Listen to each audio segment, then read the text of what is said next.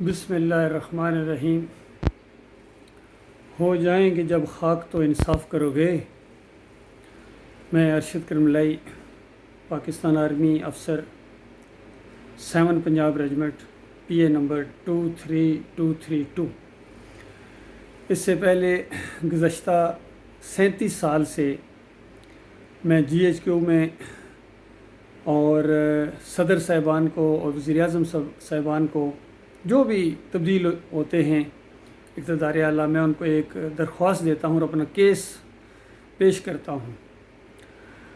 اکثر تو وہ جواب نہیں آتا ہے، لیکن جب جواب کبھی آتا بھی ہے تو اس انداز سے کہ according to rules and regulations it is not possible to adjust you again in the army اور سم تھنگ لائک دس۔ بھائی وہ کون سے رولز اینڈ ریگولیشنز ہیں؟ یہ تو آپ کے اپنے بنائے ہوئے ہیں۔ آپ انصاف کیوں نہیں کرتے ہیں؟ آپ کیس کیوں نہیں سنتے ہیں؟ آپ انکوائری کیوں نہیں کرتے ہیں؟ آپ اللہ سے ڈرتے کیوں نہیں ہیں؟ دیکھیے، میں نے 1980 کے اندر فوج جوائن کی تھی JC9 کورس کے ساتھ۔ میں بڑے شوق کے ساتھ اور بڑے جذبے کے ساتھ آرمی میں گیا تھا، اور میری والدہ نے، خاص کر وہ بیوہ تھیں، میں 10 مہینے کا تھا جب میرے والد صاحب فوت ہو گئے تھے۔ وہ بھی آرمی میں نائک ریٹائر ہوئے تھے، سگنل کور میں 17 سگنل۔ تو وہاں میں نے 4 سال ٹریننگ کٹی ہے PMA میں، 2 سال جونیئر کیڈٹ بٹالین میں اور 2 سال پاکستان ملٹری اکیڈمی میں، اور پھر میں 1983 کے اندر پاس آؤٹ ہوا ہوں۔ 7 پنجاب ریجمنٹ میں نے جوائن کی ہے۔ بنیادی کورسز جو آفیسرز کے ہوتے ہیں، OW آفیسرز ویپن کورس اور CHW company heavy weapon course, یہ میں نے A گریڈ میں پاس کیے ہیں الحمدللہ۔ اور یونٹ میں کوارٹر ماسٹر اور ایجوڈنٹ کی ڈیوٹیاں میں نے دی ہیں۔ لیکن ایک ایسا واقعہ پیش آیا کہ جس نے بہت بڑا نقصان پہنچایا پاکستان آرمی کو اور میری ذات کو اور میری فیملی کو، خاص کر میری والدہ کو۔ اس کے اوپر بہت برا اثر پڑا ان کے اوپر، اور ابھی وہ ابو 95 ہیں، ابھی تک اس واقعے کو وہ یاد کرتی ہیں تو رو پڑتی ہیں۔ ان کی بینائی تقریباً چلی گئی اس انداز سے، پریشانی کی وجہ سے، رونے کی وجہ سے۔ لیکن ہمارے احکام بالا کو کوئی نہ اللہ کا ڈر ہے، نہ عوام کا کوئی خیال ہے، اور نہ ہی اپنے آرمی آفیسرز کا کوئی خیال ہے۔ عام طور پر میں دیکھتا ہوں یہ جا کے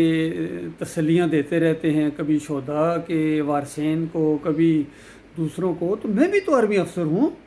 اور میرے ساتھ آپ کو کیا پرابلم ہے بتائیے؟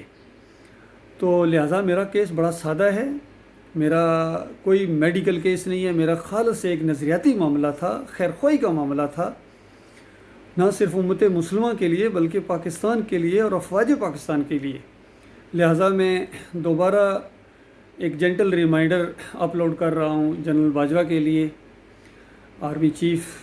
اور جو بھی ہمارے یہ لوگ ہیں، چیف جسٹس ہیں، یا جو بھی ہمارے ریٹائرڈ جرنیل ہیں، وہ اس کو سن رہے ہوں تو وہ رابطہ کریں،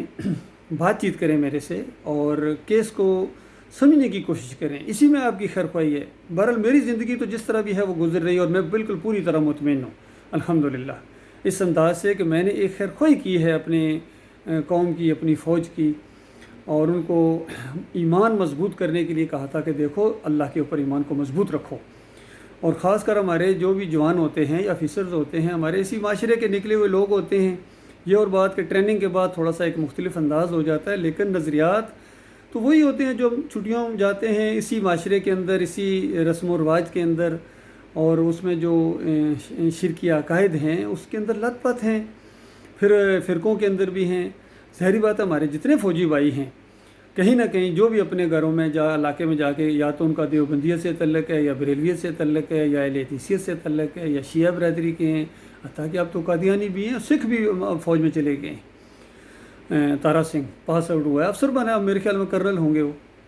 اور مجھے ابھی تک یاد ہے جب وہ پاسنگ آؤٹ پریڈ ہوئی تو اس وقت کے وزیر اعظم شوکت عزیز وہاں گئے پاسنگ آؤٹ پریڈ کے اوپر، اور تارا سنگھ سے شیک ہینڈ کیا اور خوشی کا اظہار کیا، مبارکباد دی، اور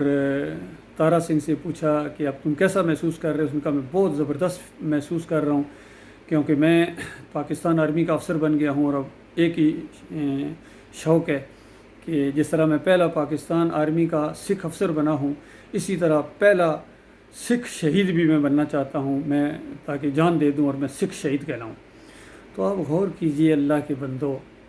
وہ سکھ شہید کیسے ہوگا؟ اور وہ سکھ جب کسی یونٹ کو کمانڈ کر رہا ہوگا، پاکستانی یونٹ کو کمانڈ کر رہا ہوگا، اور وہ جنگ ہوگی، تو بتائیے جوانوں کا مورال کیسا ہوگا؟ اور کون سا وہ نعرہ لگائے گا؟ بجرنگ بلی کا لگائے گا، یا نعرہ حیدری لگائے گا، نعرہ تکبیر لگائے گا؟ کون سا نعرہ لگائے گا؟ اور بالفرض وہ ترقی کرتے کرتے اوپر آ جائیں، چیف آف آرمی اسٹاف بن گیا، تو اس کے بعد آپ کا کیا معاملہ ہوگا؟ باقی آج کل جو حالات ہیں بڑے افسوسناک ہیں، پوری طرح وہی یادیں، غلامی کی یادیں تازہ ہو گئی ہیں۔ جس طرح پہلے سنا کرتے تھے کہ برِ صغیر کے اوپر انگریزوں کی حکومت ہوتی تھی، وائس رائے ہوتا تھا انگریزوں کا، وہاں سے وہ گائیڈنس لیتا تھا اور یہاں آ کے حکمرانی کرتا تھا۔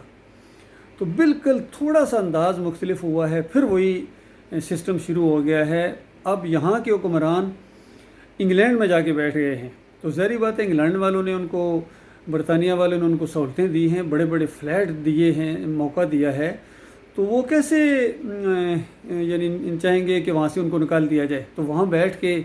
نواز شریف صاحب کمانڈ کر رہے ہیں، یہاں کی پوری حکومت، اندازہ لگائیے پوری حکومت کابینہ انسٹرکشنز لینے کے لیے نواز شریف کے پاس گئے ہیں وہاں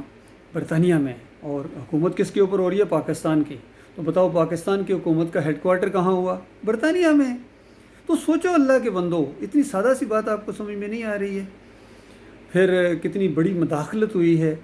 اور ظاہری بات ہے پہلے سازش ہوتی ہے پھر مداخلت ہوتی ہے، اور اتنی بڑی دھمکی انہوں نے دی، اور اتنی یعنی انسلٹنگ انداز، پوری قوم کی انسلٹ ہوئی ہے، یقین کیجیے بہت بڑی انسلٹ ہوئی ہے، ہماری آرمی کی انسلٹ ہوئی ہے، ہمارے جوانوں کی انسلٹ ہوئی ہے، ہمارے آفیسرز کی انسلٹ ہوئی ہے، اور پوری قوم کی انسلٹ ہوئی ہے۔ تو اس پر ایکشن ہونا چاہیے تھا، اس غداری کو، اس سازش کو روکنا چاہیے تھا، بلکہ ان کے منہ پر ایسا تماچا لگتا کہ ان کی ہوش ان کے ٹھکانے آ جاتے۔ تو یہ اصل میں گویا میری بات بالکل سچی ثابت ہو رہی ہے کہ ایمان اور عقیدے کے اندر خرابی ہے۔ وہ جرت، وہ ایمان، وہ جذبہ، وہ آنکھوں میں آنکھیں ڈال کے بات کرنا، وہ یہود و نصارہ کی جو پرانی ایک تاریخ رہی ہے، قرآن میں جس انداز سے ان کے بارے میں آیا ہے، ان کے ساتھ کیسا رویہ رکھنا ہے، کیا ان کو دوستیاں کرنی ہیں، ان کی غلامیاں کرنی ہیں، ان کی چاپلوسیاں کرنی ہیں، ان کے بوٹ پالش کرنے ہیں؟ اگر یہی کچھ کرنا تھا تو آزادی کیوں لی تھی؟ تو ہم تو ایک آزاد قوم ہیں، اور نعرہ بھی یہی لگایا گیا تھا پاکستان کا مطلب کیا؟ لا الہ الا اللہ۔ اور لا الہ الا اللہ جو ہوتا ہے وہ بندے کو دلیر کرتا ہے،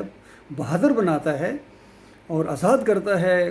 کفر و شرک سے بھی، اور ہر طرح کے دباؤ سے، پریشر سے، ذہنی مروبیت سے۔ تو لہٰذا اگرچہ مجھے پاکستان کی سرحدوں کا دفاع کرنے کا موقع نہیں ملا ہے، لیکن مجھے پاکستان کی اور قوم کی اور مسلمانوں کی نظریاتی سرحدوں کا دفاع کرنے کا اللہ نے بہت بڑا موقع دیا ہے۔ میں گزشتہ 37 سال سے ایمان عقیدے کی بات کر رہا ہوں، قرآن کا میں نے علم حاصل کیا ہے الحمدللہ، حدیث کا علم میں نے حاصل کیا ہے، اور اسلامک ہسٹری میں میں نے ماسٹر ڈگری کی الحمدللہ، پھر ایجوکیشن میں بھی میں نے ماسٹر ڈگری کی ہے۔ پوری طرح میں علمی معاملات کو، خاص کر جو ہمارا نصاب ہے اور ہمارا جو تعلیمی سسٹم ہے، جس کے اندر یعنی شرکیہ باتیں ہیں اور غیر قوموں کی نظریات اس کے اندر شامل ہیں، اس کو پوری طرح اصلاح کی ضرورت ہے، اس کو اسلامی بنیادوں کے اوپر کھڑا کرنے کی ضرورت ہے۔ تو اس کو کیا جائے۔ پھر ہمارے کورسز ہوتے ہیں، ہمارے آفیسرز کے کورسز ہوتے ہیں، پھر ہمارے کیڈٹ کالجز میں جو تعلیم دی جاتی ہے، پھر پاکستان ملٹری اکیڈمی میں، پھر انفینٹری اسکول کوئٹہ میں آفیسرز کی ٹریننگ ہوتی ہے۔ تو بہت بڑی ان کی تربیت کی ضرورت ہے، نظریاتی تربیت کی ضرورت ہے، تاکہ پوری یکسوئی کے ساتھ، ایمان عقیدے کے ساتھ، اللہ کی محبت کے ساتھ، اللہ کے وقار کو سامنے رکھتے ہوئے صحیح معنوں میں جو اسلامی جرنیل گزرے ہیں، خالد بن ولید ہیں، ابو عبیدہ بن جراح ہیں، اور پھر طارق بن زیاد ہیں، محمد بن قاسم ہیں، یہ سارے جتنے بڑے بڑے گزرے ہیں، اور بھی بے شمار ہیں الحمدللہ، ہماری ایک شاندار تاریخ ہے۔ ان سے ہم ٹریننگ لیں، ان سے ہم تربیت لیں، اور ہمیں کوئی ضرورت نہیں ہے امریکہ جا کے کورس کرنے کی، اور انگلینڈ جا کے کورس کرنے کی، اور پتہ نہیں چائنا جا کے کورس کریں گے، ہم جنگ لڑیں گے، رشین سے وہ جنگ کے طریقے سیکھیں گے۔ وہ اللہ کے بندو، یہ سارے کافر اور مشرک اور آپ کے اصلی دشمن ہیں، اور یہ آپ کے کبھی خیر خواہ نہیں ہو سکتے ہیں۔ تو تو ان کے سہارے لینا چھوڑ دو، ان کی گود میں مت بیٹھو، اپنے پاؤں پر کھڑا ہونے کی کوشش کرو۔ اور ان لوگوں کے ساتھ جو تعلقات رکھنے ہیں، چاہے وہ ہمسائے کے حوالے سے ہوں یا معاشی ہوں یا جو بھی ہوں، وہ سب کچھ ہمارے پاس موجود ہے۔ ہمارے آخری نبی محمد صلی اللہ علیہ وآلہ وسلم کی زندگی ہر اینگل میں موجود ہے، ہر طریقے سے انہوں نے یہ چیز، اور بہت بڑے وہ عظیم لیڈر گزرے ہیں۔ عمران خان صاحب ان کا ذکر تو کرتے ہیں لیکن خود ان کی پیروی نہیں کرتے ہیں، خود مغرب سے متاثر ہیں، انہی کا سا رہن سہن، انہی کا سا تراش خراش کپڑے، شیو روزانہ کرنا۔ تو بتائیے، آپ تو ذہنی مروبیت کے اندر شکار ہیں، آپ تو نبی علیہ السلام کی پیروی کیسے کریں گے؟ تو نبی علیہ السلام کی پیروی کریں، ہمارے جرنیل بھی کریں، ان کو بھی ایمان عقیدہ بالکل درست ہو، اور کہ یہ فرقہ بندی اور ساری چیزوں کی حوصلہ شکنی کریں، اور داڑھی رکھنے میں ذرا شرم محسوس نہ کریں ہمارے جرنیل، ہمارے آفیسرس، ہمارے جوان، ہمارے جیسیوز، اور اس کو بلکہ فخر محسوس کریں، اور ذرا ذہنی مروبیت نہیں ہونی چاہیے۔ لوگوں سے ڈرتے ہو تو لوگوں سے ڈرنے والا پھر لا الہ الا اللہ کیوں پڑھتا ہے؟ لا الہ الا اللہ پڑھنے والا وہ لوگوں سے نہیں ڈرتا ہے، وہ انسانوں سے نہیں ڈرتا ہے، وہ موت سے نہیں ڈرتا ہے۔ موت اسی وقت آنی ہے جو اللہ نے لکھ دی ہے، اب ایک لمحہ آگے پیچھے نہیں ہو سکتا ہے۔ اور اس طرح مضبوط ارادوں کے ساتھ جب آپ اپنی فوج کی بنیاد رکھیں گے، اسی کی میں نے جو ہے وہ تربیت دینے کی کوشش کی اپنی یونٹ کے اندر، یہ بات اپنے آفیسرز میں ڈسکس کی، لیکن ہمارے جو کرنل نجم الحسن ملک تھے انہوں نے اس کو ریئیکشن کیا، وہ ایک خاص تقویٰ فکر سے متعلق رکھتے تھے، انہوں نے اس طرح منہ پر ہاتھ پھیر کے کہا کہ ارشد میں دیکھوں گا تم فوج میں کیسے رہتے ہو۔ تو بتاؤ اللہ کے بندو، انکوائری کرو، کیوں اس نے یہ بات کہی ہے؟ کیا میں نے جرم کر دیا تھا؟ میرے سے بھی زیادہ کوئی فوج کا ہمدرد ہے، اور میرے سے بھی زیادہ کوئی اپنی ملک اور قوم کا ہمدرد ہے کہ وہ اللہ کی بات کو، اچھا کئی دفعہ یہ بھی کہتے ہیں ارشد باتیں آپ کی بالکل صحیح ہیں لیکن یہ فوج ہے۔ بھائی یہ کیا بات ہوئی؟ باتیں جب صحیح ہیں، اللہ کی بات ہے، قرآن کی بات ہے، نبی علیہ السلام کی بات ہے، صحابہ کرام کی بات ہے، ان کا انداز ہے، تو پھر یہ فوج ہے۔ کیا یہ فوج قرآن و حدیث کو نہیں مانتی ہے؟ یا یہ مستثنا ہے، اس کا ثابتہ بھی نہیں ہوگا، اس نے نہیں مرنا ہے، انہوں نے بھی مرنا ہے۔ اور مجھے ابھی تک یاد ہے جب انہوں نے ظلم اور زیادتی کی، مجھے وہاں سے نکال دیا 7 پنجاب ریجمنٹ سے، تو اس کے بعد یقین کیجئے چند مہینوں کے بعد ہی مجھے بعد میں پتہ چلا کہ یہ سیاچین میں یہ ہماری یونٹ گئی، اور وہاں اتنی کیجولیٹیز ان کی ہوئی، گویا میں تو سمجھتا ہوں ان پر اللہ کا عذاب آیا وہاں، کیونکہ انہوں نے بہت بڑا ظلم کیا تھا میرے ساتھ، بہت بڑی زیادتی کی میرے والدہ کے ساتھ، میری بیوی بچوں کے ساتھ۔ آخر میں بھی انسان ہوں، میری 4 بیٹیاں ہیں الحمدللہ، اللہ کا احسان ہے، تو میرا بھی حق ہے کہ میں اپنے فوج کے سامنے ایمان اور عقیدے کی بات کروں، توحید کی بات کروں، ان کی تربیت کروں، میں اپنی فوج کو تیار کروں، اور انشاءاللہ مجھے پوری امید ہے کہ ہمارے جو جوان ہیں وہ ایمان عقیدے کی باتوں کو بہت سمجھتے ہیں۔ اور مجھے ابھی تک یاد ہے کہ میں اس کے بعد 8-10 سال بعد جب میں اپنی یونٹ میں ایک دفعہ گیا، لاہور میں تھی اس وقت یونٹ، تو وہ جو پرانے لوگ تھے جو اس وقت میرے دور میں سپاہی تھے یا نائک لانس نائک تھے، وہ تقریباً جیسیوز بنے ہوئے تھے، تو یقین کیجئے وہ مجھے دیکھ کے وہ گویا رونے کے اوپر آ گئے اور کہتے ہیں ارشد صاحب آپ کے بعد ہمیں کسی نے اس انداز سے نہیں لیا ہے جس طرح آپ ہمارے پاس بیٹھ جایا کرتے تھے، ہمارے پاس بیٹھ کے چائے پی لیتے تھے، اور آپ نے افسری اور جوانوں کا فرق نہیں محسوس ہمیں ہونے دیا تھا۔ تو وہ دور ہمیں یاد آتا ہے۔ تو اللہ جانتا ہے یہ قوم پیاسی ہے۔ آج ہمارے اندر اس طریقے سے ڈفرینسز کر دیے گئے ہیں، وہ انگریزوں والی ساری تربیت کے معاملات بھی اب مجھے یاد آتے ہیں۔ یہ میں بڑے افسوس اور دکھ کے ساتھ، بڑی ہمدردی کے ساتھ آپ کو کہتا ہوں، جس طرح ہماری پی ایم اے کی ٹریننگ کا معاملہ ہے، اور اس میں جس طریقے سے سینئر جونیئرز کو بل شٹنگ اور جو کچھ کہتے ہیں، اگر اردو میں کہا جائے تو کوئی بندہ برداشت ہی نہ کرے، صرف چونکہ وہ انگلش میں ہوتی ہے اوپر سے گزر جاتی ہیں، یا وہ اس انداز سے کہی جاتی ہیں کہ اتنا مائنڈ نہیں کیا جاتا ہے۔ لیکن یہ کوئی ٹریننگ نہیں ہے، بد اخلاقی کوئی ٹریننگ نہیں ہے، ہمیں پوری طرح سارا سسٹم تبدیل کرنا چاہیے، اور انگریزوں کی جتنی باقیات ہیں ان کو کھرچ کے نکال دیں۔ ہمارے پاس ایک بہترین ٹریننگ کا سسٹم موجود ہے اسلام کا، تو اس کو ہم اپنائیں، اور ہم اپنے آفیسرز کے اندر، جوانوں کے اندر ایمان، جذبہ، توحید، رد شرک اور جہاد کا جذبہ، یقین کیجیے یہ جو بات میں کر رہا ہوں آپ کے جوان زیادہ مضبوط ہوں گے، اور انشاءاللہ اس ایمان عقیدے کے ساتھ جو بھی مرے گا، چاہے ملکی سرحدوں کی حفاظت کرتے ہوئے مرے، چاہے اندرونی معاملات ان باغیوں اور انتشاریوں اور ان جو دہشت گرد ہیں مذہبی، ان کے ساتھ مقابلہ کرتے ہوئے جو فوت ہوں گے، شہید ہوں گے اللہ کے راستے میں، وہ براہ راست جنتوں میں پہنچیں گے انشاءاللہ۔ تو میں پوری طرح تیار ہوں، دوبارہ مجھے کسی جگہ بلایا جا سکتا ہے، میں ہر جگہ ہر پلیٹ فارم کے اوپر اپنی یہ بات نہ صرف کرنے بلکہ ثابت کرنے کے اوپر پوری اہلیت رکھتا ہوں، اور مجھے سے پورا فائدہ اٹھاؤ، اپنے جوانوں کی ٹریننگ میں، پاکستان ملٹری اکیڈمی میں مجھے موقع دو لیکچر دینے کا، اپنے سٹاف کالج میں موقع دو مجھے،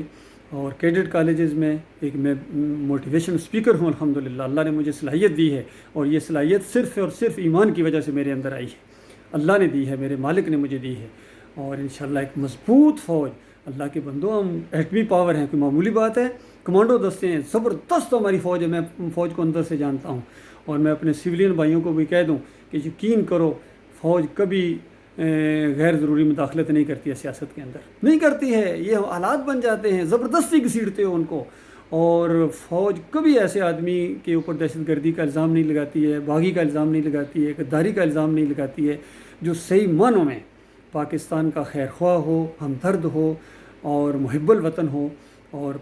پاکستان فوج کے ساتھ محبت کرتا ہو، یہ ساری چیزیں جب آپ کے اندر موجود ہوں گی تو فوج کیوں آپ کی مخالفت کرے گی؟ تو پرابلم یہی ہوتی رہی ہے، جو ہمارے حکمران طبقہ گزرے ہیں یہ خیر خواہ نہیں تھے پاکستان کے، چاہے یہ بھٹو صاحب ہوں، چاہے یہ نیچے دوسرے جتنے بھی آئے ہیں، اس میں سے کچھ ان کی وجہ سے ہمارے جرنیلوں کے اوپر بھی اس کا رنگ چڑھا تھا، جن کو یہ سول حکومت کرنے کا موقع ملا، لیکن یہ ہے کہ عام بحیثیت ادارہ ہماری جو فوج ہے وہ کبھی بھی سیاست کے اندر مداخلت نہیں کرتی ہے، نہ کرنا چاہتی ہے، ان کے اپنے اتنے مسائل ہیں، اتنے اپنے کام ہیں کہ ہمیں نہیں فرصت ہے اتنی زیادہ، تو لہٰذا یہ سول والے اپنے معاملات ٹھیک کریں، وہ بھی اپنے ایمان عقیدے کو درست کریں، اور ہمارے فوجی بھائی بھی اپنے ایمان عقیدے کو، پوری قوم جو اب اٹھے وہ توحید کی بنیاد پر اٹھے۔ پاکستان کا مطلب کیا، پہلے تشریح کر کے بتایا جائے کہ پاکستان پاک سرزمین، یہ پاک سرزمین تب پاک ہوگی جب شرک کا خاتمہ ہوگا، شرک کا کلا کما ہوگا، تب یہ صحیح معنوں میں پاک ہوگی، اور اگر ایک شرک بھی ابھی باقی ہے تو پھر یہ پاک نہیں ہے، یاد رکھیے۔ جس طرح سمندر کے اندر بھی اگر آپ ایک قطرہ پیشاب کا ڈال دیں تو کیا وہ پاک رہتا ہے؟ ناپاک ہو جائے گا۔ یہ مسئلہ ہے، اس مسئلے کو سمجھنے کی کوشش کرو میرے پیارے بھائیوں، اللہ تعالیٰ غور و فکر کرنے کے، اور میری باتوں کے اوپر پازیٹیولی سوچو۔ میں آپ کا دشمن نہیں ہوں، میں آپ کا خیر خواہ ہوں، میں آپ کا بھائی ہوں، اور پورے شعور کے ساتھ میں دیکھ رہا ہوں کہ آپ کدھر جا رہے ہیں، اور میں آپ کو کیا کہہ رہا ہوں۔ آپ جس طرف جا رہے ہیں میرے قومی بھائیوں، میرے پاکستانیوں، اور میرے سیاسی جتنے بھی یہ قائدین ہیں میں ان کو، اور ہمارے ابھی جو موجودہ ملٹری قیادت ہے، آپ جس طرف جا رہے ہیں اس کے اندر صرف دنیا ہے، دنیا ہے۔ آپ دنیا کی مضبوط ترین قوم بن سکتے ہیں، دنیا کی مضبوط ترین فلاحی ریاست بن سکتے ہیں، لیکن آخرت نہیں ہے۔ لیکن جس طرف میں آپ کو بلا رہا ہوں اس کے اندر آپ کی دنیا بھی ہے اور آپ کی آخرت بھی ہے، اور یقین کرو میرے پاس پورا پلاننگ موجود ہے، پوری پلاننگ بالکل پریکٹیکلی کرنے کی صلاحیت میں رکھتا ہوں، اس کو اس کے اینڈ تک پہنچانے کی صلاحیت رکھتا ہوں الحمدللہ، اللہ کے فضل و کرم سے۔ آپ کے قرضے چٹکیوں میں حل ہو جائیں گے، چٹکیوں میں آپ کے قرضے حل ہو سکتے ہیں، آپ کے مسائل حل ہو سکتے ہیں، آپ کا یہ سیاسی بحران ختم ہو سکتا ہے، یقین کیجیے۔ یہ جو فوج اور عوام کے درمیان ایک خلیج سی بنتی جا رہی ہے، یہ چٹکیوں میں حل ہو جائے گی، یقین کیجیے۔ ایسی مضبوط قوم بن کر آپ قوم کے دنیا کے سامنے آئیں گے اور آپ قیادت کریں گے۔ اب آپ نے قیادت کرنی ہی کرنی ہے، اب عربوں گئے، عرب چھٹی ہو گئی، اب ان سے قیادت چھین لی گئی ہے، اب یہ اجمیوں کے حصے میں آئی ہے الحمدللہ، اور پاکستان کے حصے میں آئی ہے۔ یہاں سے یہ دعوت بھی اٹھ رہی ہے، یہاں سے وہ چیز، وہ جو کسی نے کہا نا کہ ذرا نم ہو تو یہ مٹی بڑی زرخیز ہے، ساکی یہ مٹی بڑی زرخیز ہے، اس کو بس تھوڑی سی ایمان خالص کی نم کی ضرورت ہے، میں صرف وہ نم آپ کو لگا رہا ہوں۔ اللہ تعالیٰ غور و فکر کرنے کی توفیق عطا فرمائے، اللہ تعالیٰ ہمارے ملک کی حفاظت فرمائے، اللہ تعالیٰ ہماری سرحدوں کی حفاظت فرمائے، کیونکہ جنگ کے سائے منڈلا رہے ہیں، اور ابھی یہ آگے جو دور آ رہا ہے یہ بڑے دجالی فتنوں کا دور آ رہا ہے، آپ ایمان خالص کے ساتھ ان کا مقابلہ نہیں کر سکتے ہیں۔ ابھی صرف ہوا چلی ہے تو یہ حال ہے اللہ کے بندوں، ابھی ہوا چلی ہے دجالی فتنے کی، تو کس طرح دیکھو ہمارے حکمران اور یہ سارے ڈھیر ہو گئے، کس طرح دس بستہ غلام بن گئے، تو ابھی آگے کیا ہونے والا ہے؟ ابھی تو بڑی سخت حالات آنے والے ہیں، اس کا کیسا مقابلہ کرو گے؟ اس قوم کو ذہنی طور پر تیار کرنا ہے۔ یہ روٹی کپڑے اور مکان کا معاملہ نہیں ہے، یہ ٹماٹر اور آلو کا معاملہ نہیں ہے، یہ ایمان کا معاملہ ہے، یہ تمہاری سربلندی کا معاملہ ہے، یہ دنیا اور آخرت میں تمہاری عزت کا معاملہ ہے، یہ تمہارے مالک کا معاملہ ہے۔ اس کی خوشنودی حاصل کرنے کے لیے ہم قوم کو تیار کریں گے انشاءاللہ۔ پھر انشاءاللہ پھر یہ پیٹوں پر پتھر بھی باندھیں گے، اور یہ مہنگائی کے شکوے نہیں کریں گے، اور ان کے اگر عام بندے نے ایک پتھر باندھا ہے تو اس کے لیڈر نے 2 باندھے ہوئے ہوں گے، اس انداز سے سامنے آئیں گے یہ قوم آنے والی انشاءاللہ۔ سبق پھر پر صداقت کا، عدالت کا، شجاعت کا لیا جائے گا تم سے کام، دنیا کی امامت کا۔